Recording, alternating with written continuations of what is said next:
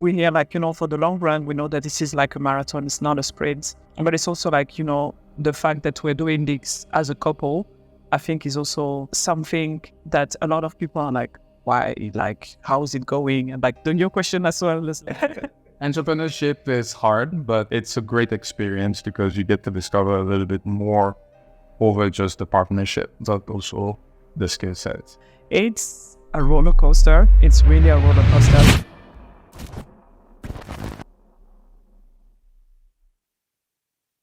Let's start what we have come into the room to do. My name is Veronique, co-founder of Maison Septem. My name is Jeter, co-founder of Maison Septem as well. Yeah, so we created Maison Septem, which is a luxury company specialized in personalization of electronic devices and also accessories. And yeah, we're Yes. So the adventure actually started 3 years ago.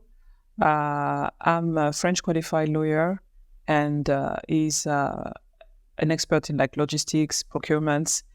And we decided to come to do a project together, a project that really like brought the synergies between our values, our workforce, and also our skill sets.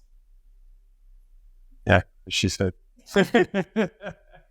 No, but the idea was also, since we're traveling a lot, we came across quite a few things. As you can see, we love fashion, art, music, and we were just trying to create a space where we feel comfortable and just take the jump to become entrepreneurs as well.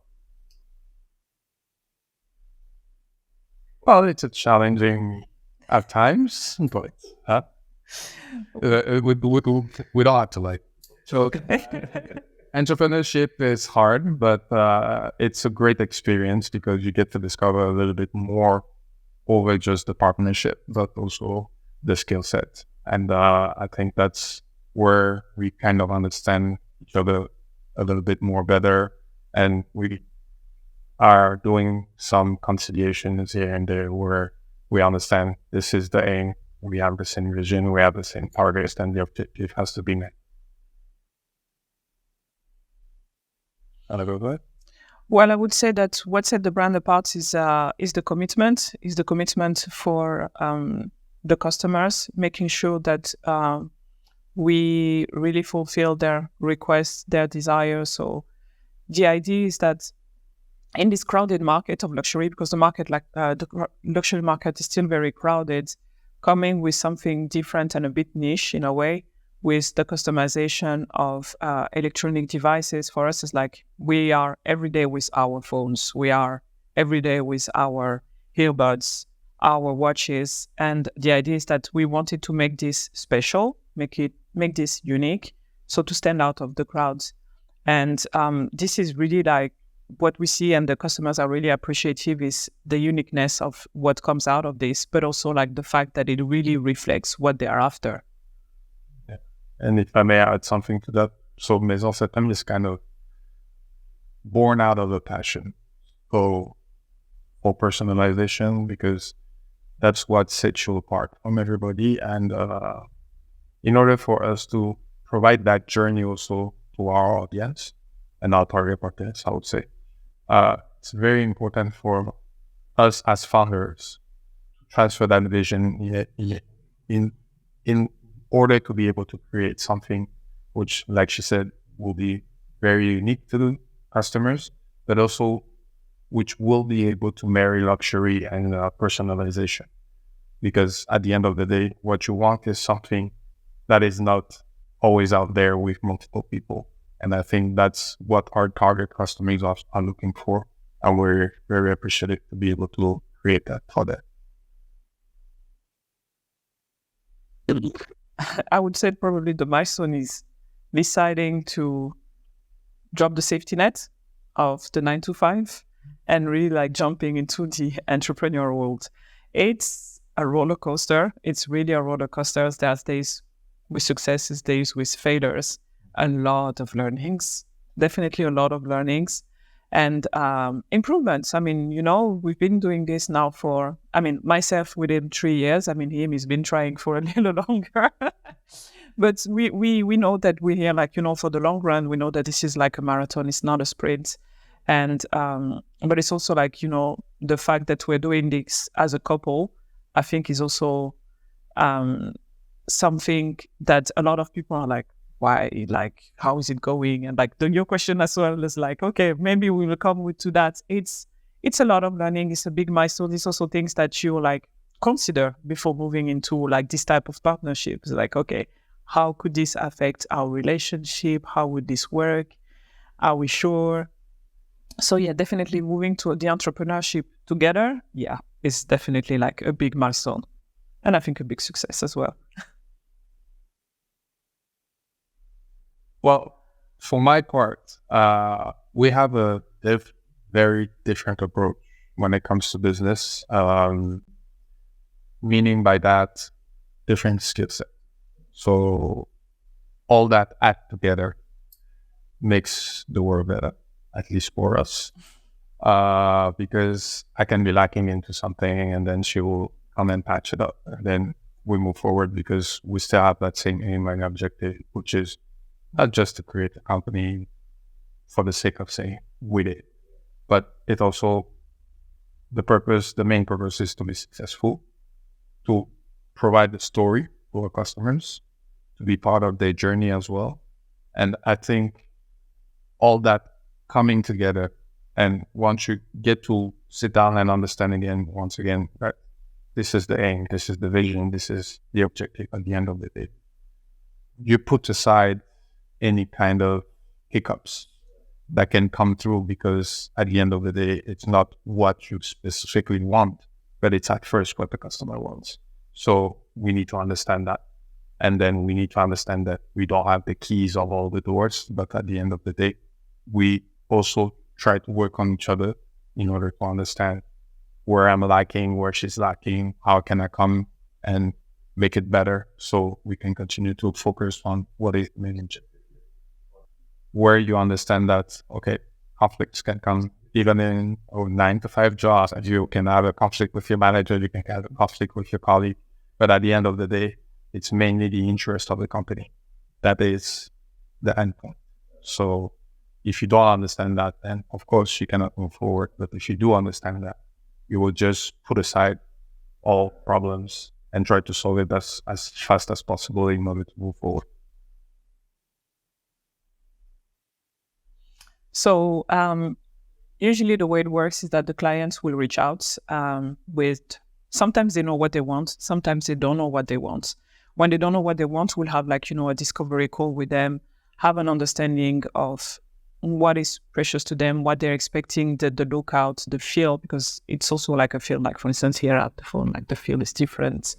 And once they have provided enough information, we actually have our designer team. So we have a 2D and a 3D designer teams, and they will come up with several mock-ups that we will submit to the client for review and approval. And once they're happy with like the final results, then it will be sent to production to the artisan. So depending of the type of products they're after, and voila. But you can also look into our website. So yeah, it's clearly explained on the website. We have like all the steps for the process.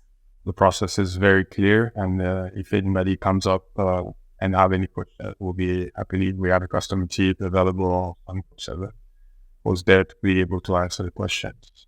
There is an interrogation. The thing is that I think you always have to look at challenging yourself, because although it's we do electronic devices, the industry changes, and there could be an appetite for something else that is like outside of what we usually do as a core. But we're definitely like up for challenges and looking at how to solve them. And even for us, then it'd be like, oh, maybe there's a market that we didn't think of, and there's an appetite for that. So let's look into it, definitely. We have a variety of products, right? You can ask for 24 karat gold, 18 karat rose gold. We also provide platinum, rhodium, different type of leather, which will include actually vegan leather. At the end of the day, what we're trying to provide is something that the customer wants, not what we just want to offer. And we source our products very carefully. We make sure that everything is, for the gems, for instance, conflict-free. And that's where we're standing. And knowing that today the world is evolving more and more towards sustainability, there is also that process where we can collect back a device from a customer who wants to have. Now we have the iPhone 15, which we're proud to say we have available if somebody wants to place an order before it's actually out there in the stores. If it wants to change its form, for instance, we have that capability to collect the gold that was used, for instance, on his device, collect the leather. If he wants to keep the same one, we can provide a new range. But we're trying to, recycle. It's not really properly recycled, but the gold will be recollected from the older device and put on the new one. If he wants the same design, if he wants a different design, that's one of the things also that we offer as a service. And it's included into our VIP royalty service, which is that you bought from us, then you have the ability to also benefit from that service. I don't know if you want to add something regarding sustainability. Well, yeah, I mean, sustainability is definitely one of the key questions we asked ourselves when we started the company. It's a complex, I think, discussion in the sense that one is not necessarily like worse than the other. So I know that there's been like a lot of discussions in terms of like, vegan leather or animal leather. But if you look into the data, because obviously when you're a bit of a nerd, you look at the data, you see that vegan leather is probably like less sustainable in terms of like it lasts less time than leather. And it also requires a lot of energy to be produced. So it's, really like finding the right balance, but also letting the customer choose where their values lie. So if I want vegan leather because I believe in like vegan sustainability, you will have the vegan leather available. And that's the same for the ones that want, let's say, crocodile leather or calf leather. Well, personally, us being able to enter that space as a new company, as a startup, I would say, it was very challenging, and it's evolving early. So the challenge changes from a day to another. Today, we have a lot of customers who are coming to us because, once again, I would say it's actually the trend at the moment. I want the iPhone 15. I want it customized. I want this, I want that. But we have to set the boundaries and let them know that we are in the testing phase. We're trying to figure out the dimensions for the case and all this kind of stuff in order to be able to make them understand that, yes, your request has been heard. But in order for us to respond to it properly and even exceed the expectations, we need to take time to provide the best service possible. And that's where the challenge is, because the type of audience that we have and customers that we have are very, and that's props to them. They know exactly what they want to expect it, which is the day before it's today, right? So it's luxury. It is how it is. We decided to enter it. It's always challenging every day, but we do our best all the time with all the teams that are working under us to make sure that we provide the best result possible. Yeah, and I think outside of the the operational challenge, I think the luxury world is a different world in a way, with probably more hurdles than regular industries. You have like those long established brands, and you have like the newcomers that are trying to get in. very often is like who you know rather than what you know. And so this is, I think, the part where we're still like working on, like, getting the influence, because the influence is like very important in this industry to gain the trust, to gain the influence, to gain really like the audience that you are after, for them to recognize, like be a recognized brand is already like, I think, one of the first challenge. Getting the trust, making sure that what we deliver is up to the standards that we have put ourselves to, and yeah, getting the recognition, because it's still a niche. It's a niche market. What we do is a niche market, so it's even, I think, harder than like regular luxury in my view.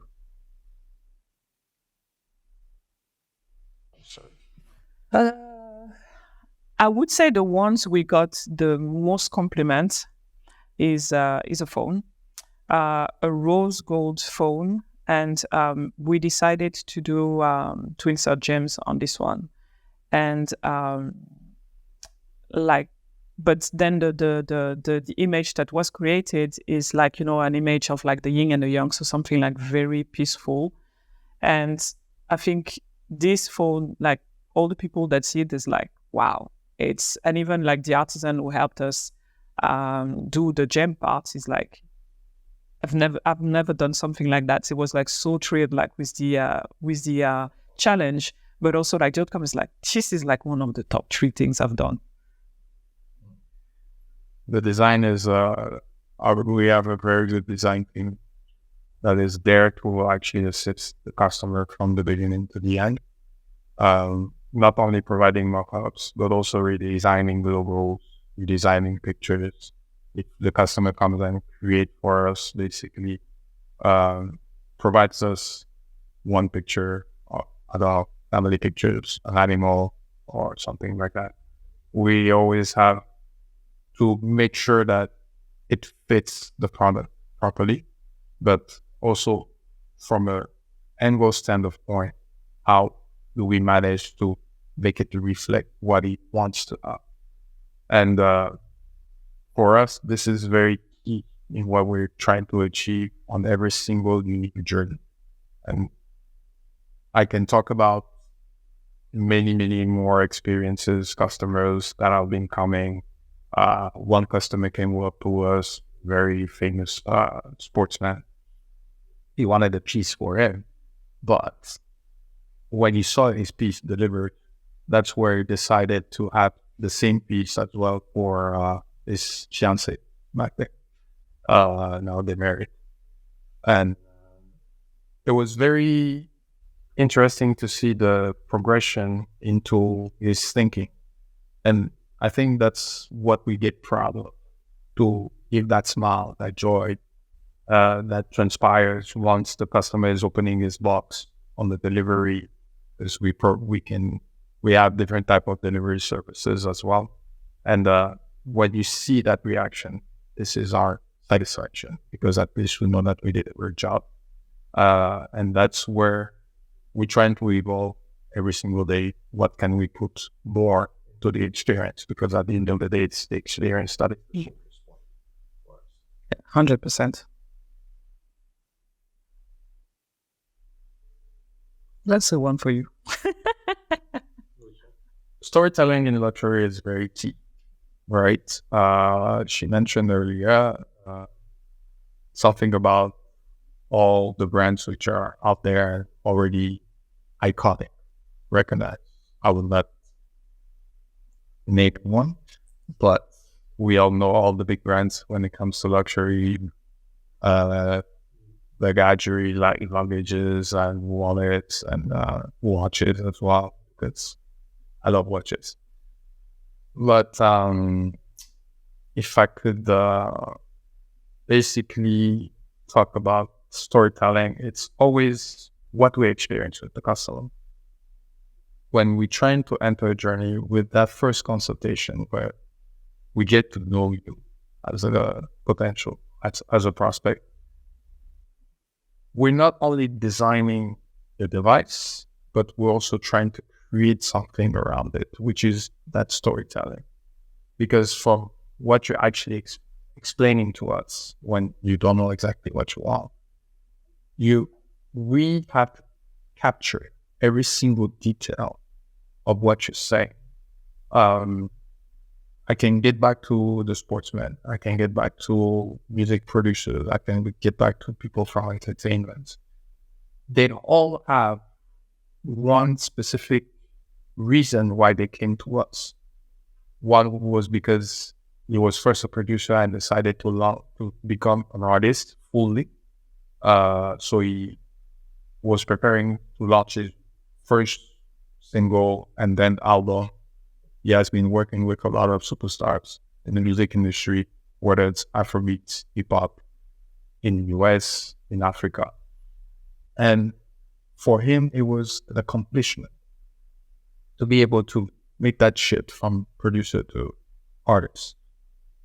This is what we want. We want to be part of that journey. We want to be part of that vision that the customer has, and we want to quantify it in a certain way so that when he picks up his phone, put it in his pocket, he just wants to pick it up. And he wants to be able to be proud of it because that's where his work ethic, sweat, long hours of studio sessions have been put in. And you need to point at something and say, this is kind of the epitome of what I've been able to accomplish here. You want to reflect your identity, you want to reflect who you are, and that's our tagline, reflect your identity. By coming to us, we will be able to just translate what is in your mind into the device or the accessory that you decide to purchase from us. And it will always be there. We're using the phones every day, as Veronique mentioned. And this is testimony, basically, to your accomplishment, to your hard work. And I think there are quite a few examples. I can name this one. I can name the sports bag. I can name another designer who's actually dressing now based on his phone. So he completely switches everything that it was used. He was a very colorful guy. He decided to have like a platinum tone with black leather crocodile alligator. I can't remember it all. But now he's dressing black and white all the time, or fully black, because with the phone, it just scratches. And that's the new identity that he created for himself. And we're pretty proud of that because at the end of the day, we understood where it was coming from and where you wanted to get to. So those are the type of examples that I can mention. Well, we have the ability to do so when the customer allows it. Because at the end of the day as well, we have that privacy, agreement that is signed. And for us, it's more important to keep that first, because at the end of the day, not everybody wants to display what they have in their houses and everything. But we do have always that capture of the reaction, and we keep it as a showcase for us to know, okay, this is our customer, because we have a repertoire of everything that we do and we create. And sometimes we just sit down and say, okay, we did this piece, but what can be improved if we have to create something close to that, or with even a different logo or different design. But just seeing that piece, like the one that she mentioned, which was a rose gold with the gems on it, going and the craftsmanship behind.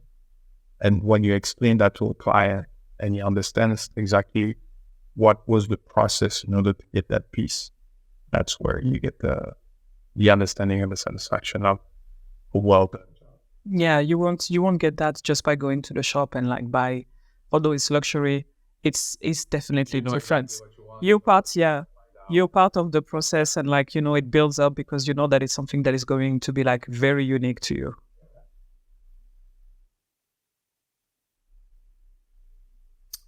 So I would say from a memorable experience, I don't think we've done like what we call like traditional micro-influencing yet, because you need to find actually the person that really like is tuned in with the company's profile, the values that you want to carry. I'm not saying that there's none, but we haven't really like take that leap of faith.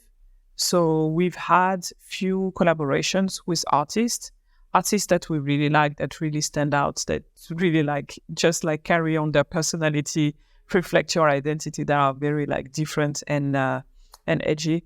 But it's definitely a strategy that is coming for the company that we've been discussing, and I think now we're more comfortable taking that leap and moving towards trying micro-influencers, regular influencers. I think it's part of like the trial and error strategy. See what works, what doesn't work. I think in any case, we're always on the trial mode.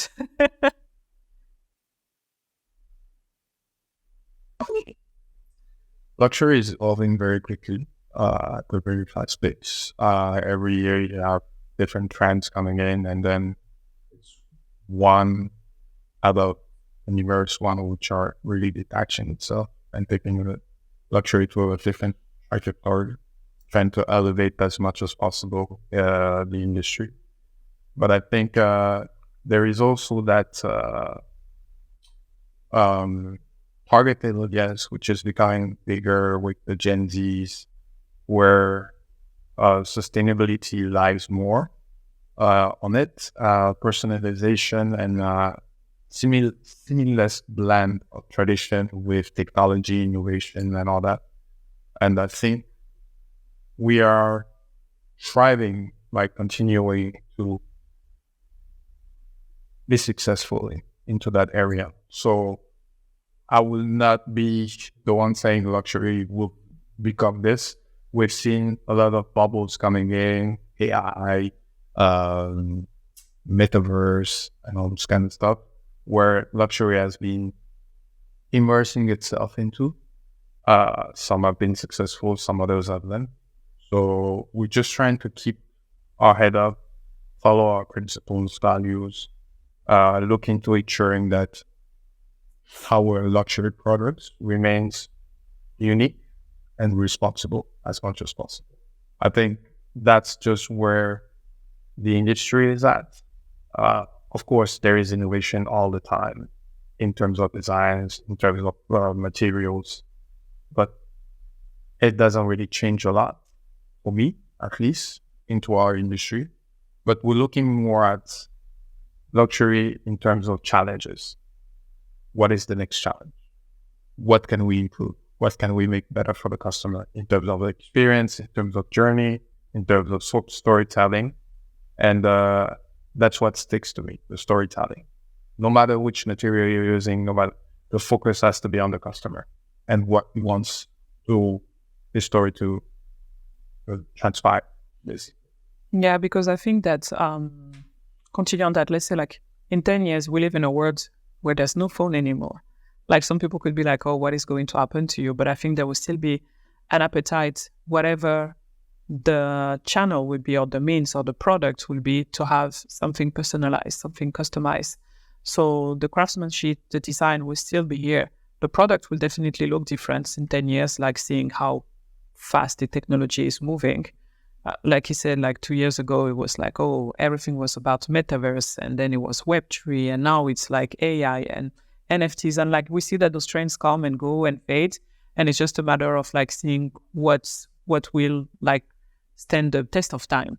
And definitely there will still always be appetite for the people to have personalization, customization. I mean, you look like everybody wants to have their own avatar. So it's just a matter of like, being able to reinvent yourself. And I think every industry needs to reinvent themselves. Like if you look at some brands that started doing luggages and now like are like conglomerates in luxury, it's just a matter of like reinventing yourself and be able to not sometimes like catch the train, but like be a trendsetter and taking the risks.